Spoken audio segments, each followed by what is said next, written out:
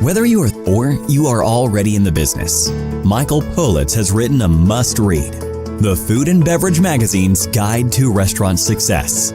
Pick up your copy today at Barnes & Noble, Amazon, Books A Million, or wherever fine books are sold.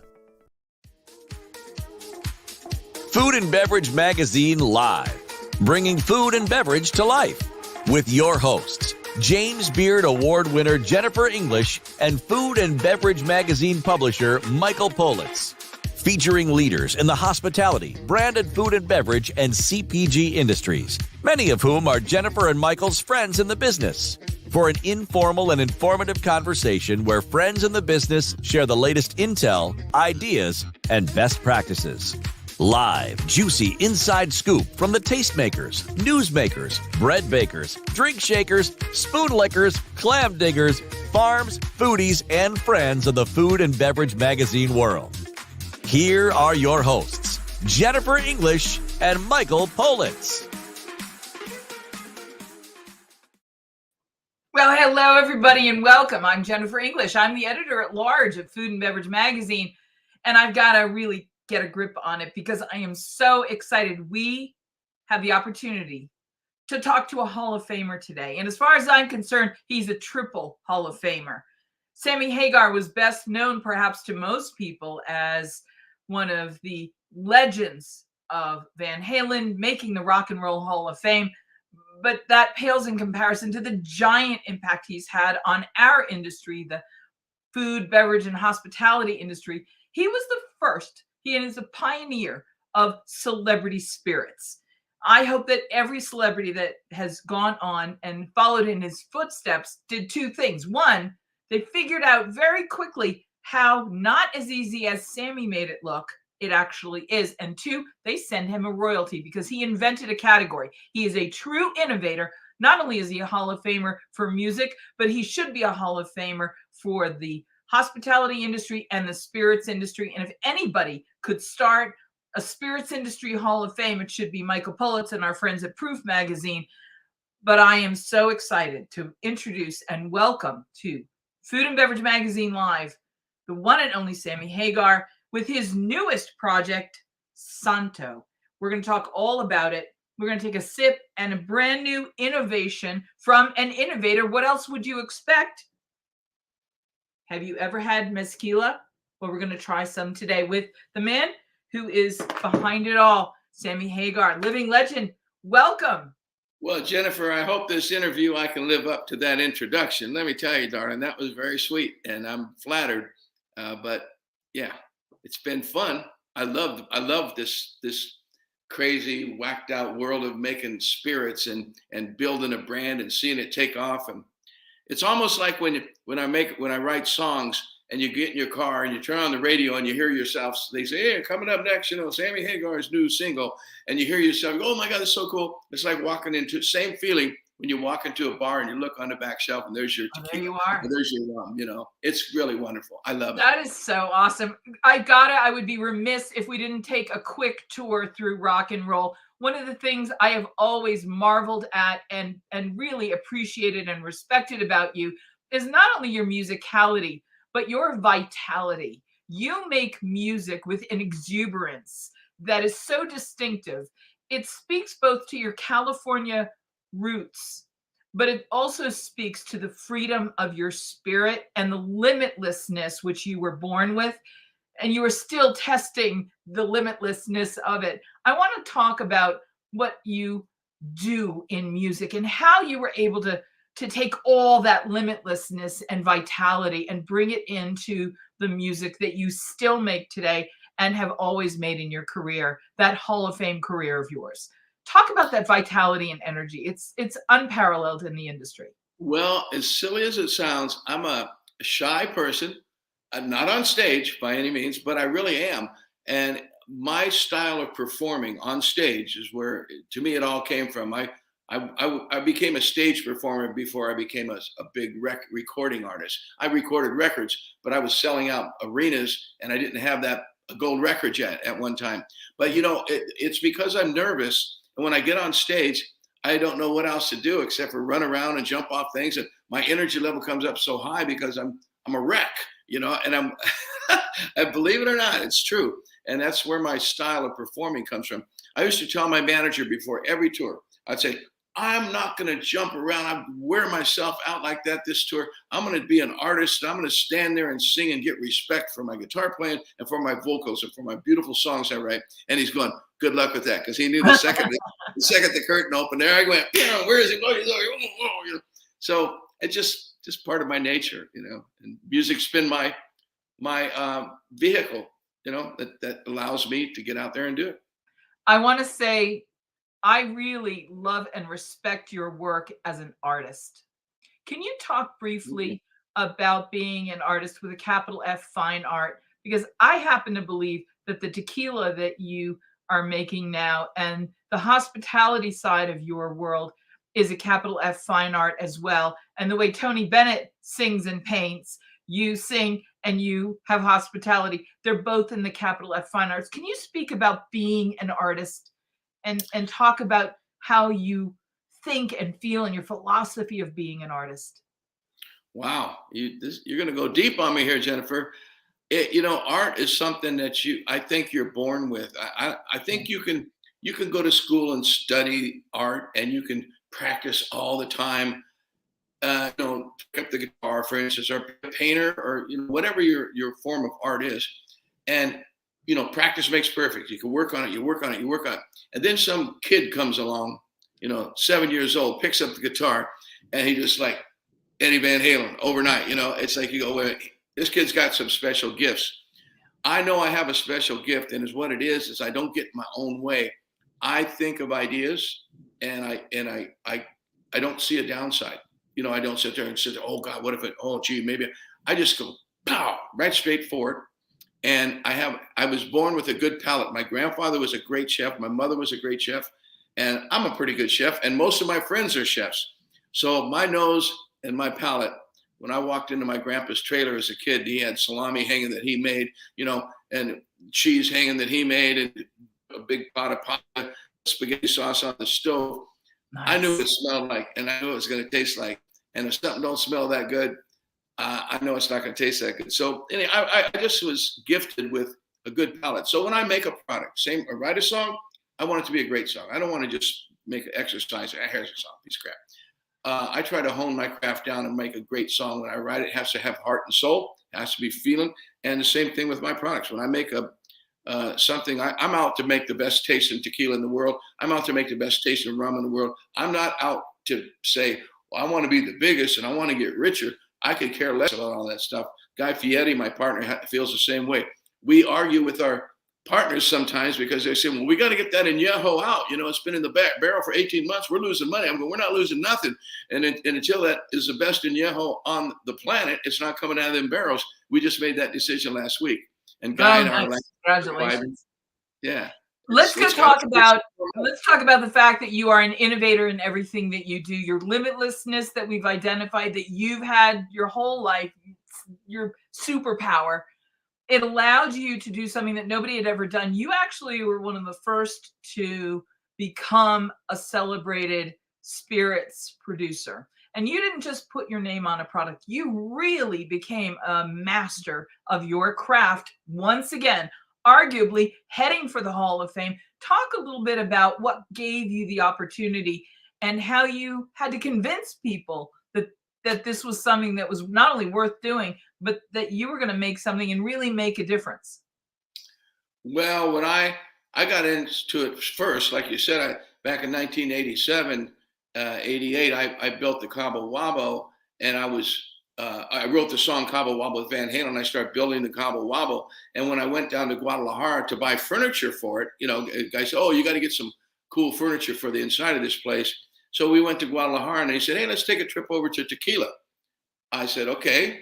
And we went over to Tequila, to Jalisco, and we went to a few distilleries, and I tasted 100% agave back before anyone knew what it was. You know, back then everyone was drinking the stuff with the worm in it. Yeah, right. And, you know, mixto. And so when I tasted 100% agave, it blew my mind. I have a palate. Like I said, I'm going, I've never tasted, this is tequila? You know, everybody talks about how sick you get on it. So long story short, I said, when I open the Cabo Wabo, I want to get my own tequila.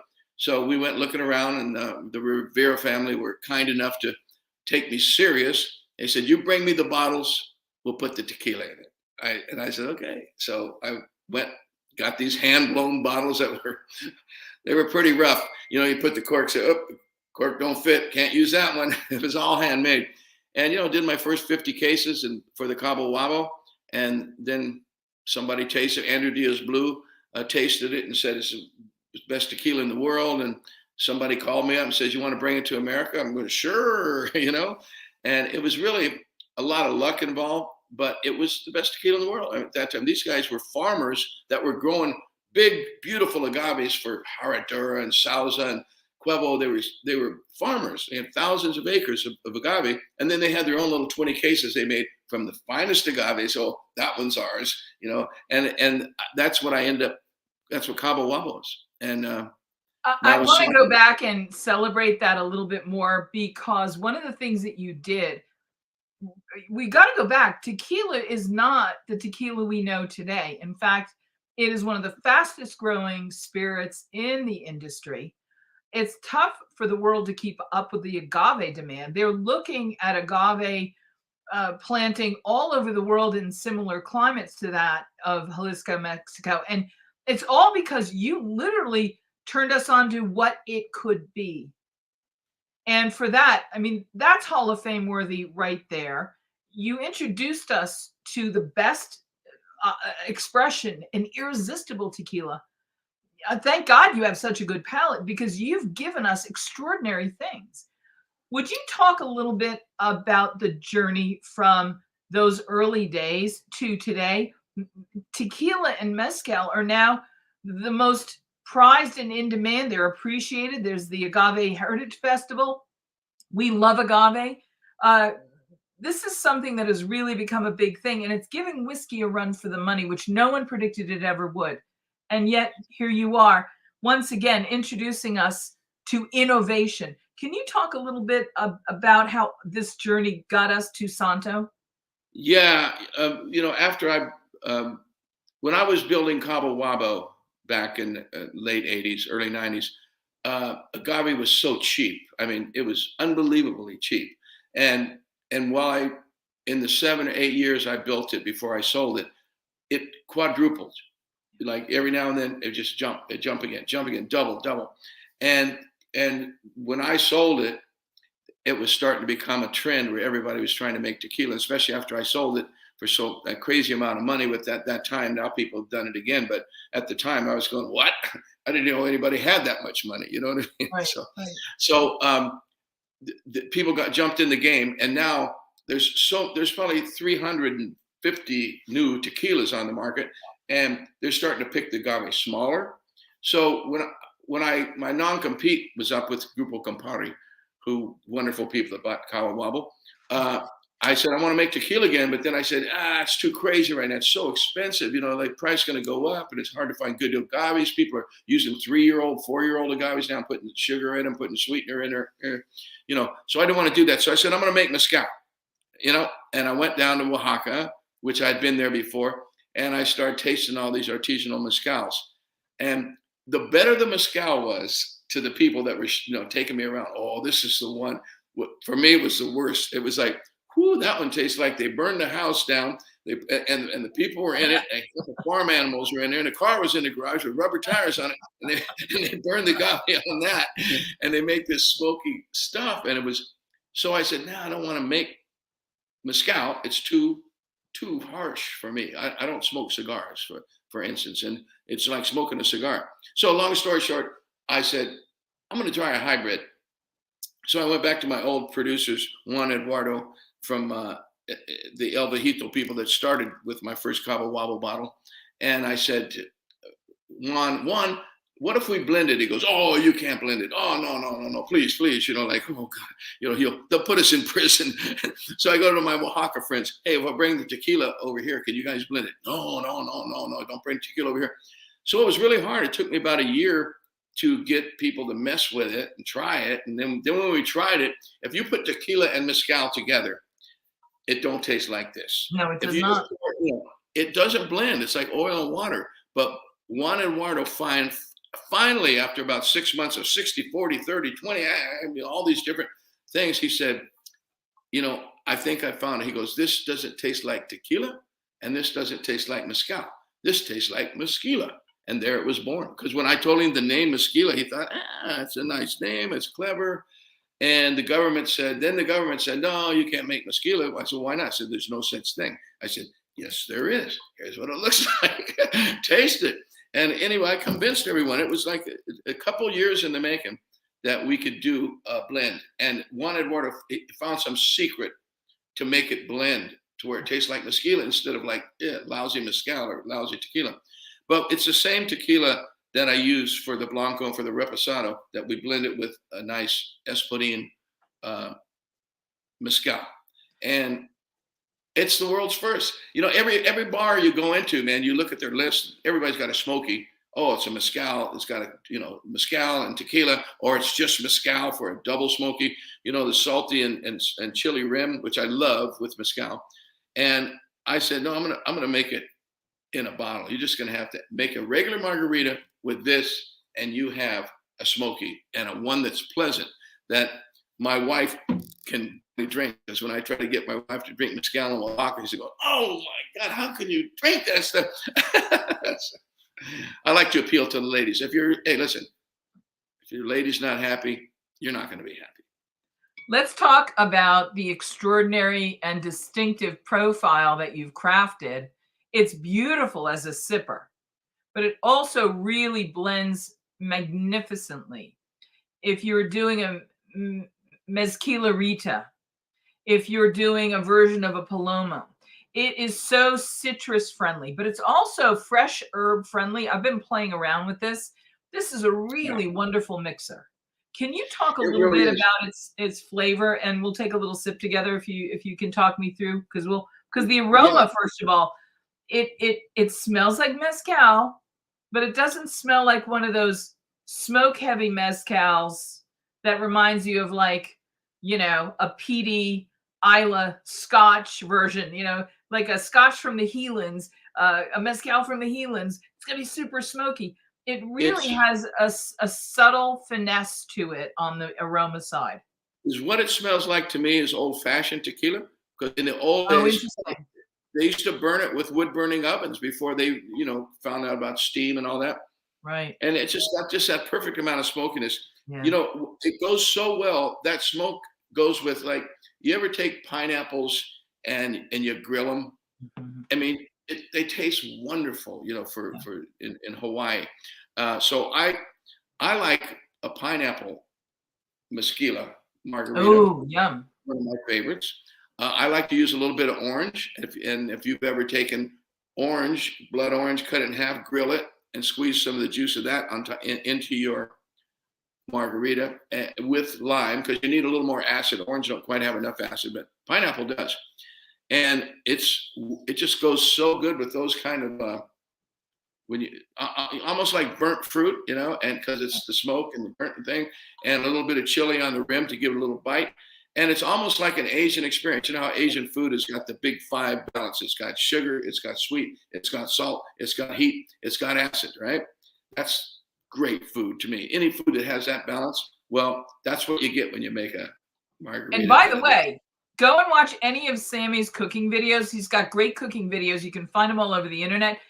Imagine substituting the Mezquila for all these recipes. I saw one with prawns. I can't wait to try. But what we began to do is we played around a little bit with herbs. I first had the inclination to try basil, and it was delicious. But it was really good. And it's not any surprise. You really do have a fantastic palate, because when you said Asian flavors, basil, those kind of herbs with tequila, fantastic. I used Thai basil, and it was fantastic. The Thai basil really gave it like a sexy, like a good hard. A little more licorice. It's got a little more licorice. Yeah, it was really good. And then we played around with mint. Don't get me going now. I'm gonna have to make one of these before I finish my next interview. But my people over here are telling me that time is up. Yep. Where did that time go? Wait a minute, what happened? Before we let you go, have you got a new toast that you share for the Santo brand? A new toast? Yeah, do you toast? And do you have a house toast for Santo? Oh, well, you want to know the truth? Yes, I do. I go like this. You ready? Yep. Father, Son, Holy Ghost.